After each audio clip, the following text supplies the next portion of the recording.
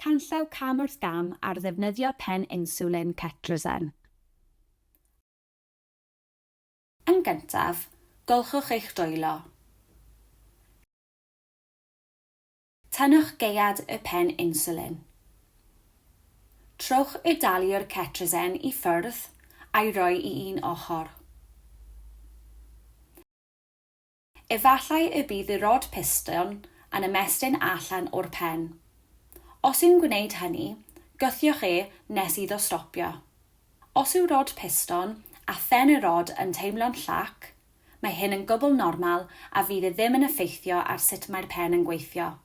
Cyn ei roi i mewn, sicrhewch fod y cetrisen newydd yn cynnwys yr inswlin cywir ac nad oes unrhyw ddifrod i'r cetrisen. I fewn osod cetrisen newydd, daliwch ddaliwr y cetrisen a gadewch i'r cetrisen lithro i mewn gyda'r pen edafeddog wedi ei fewn osod yn gyntaf. Trowch ddaliwr y cetrisen yn ôl ar y pen nes ei fod yn dyn.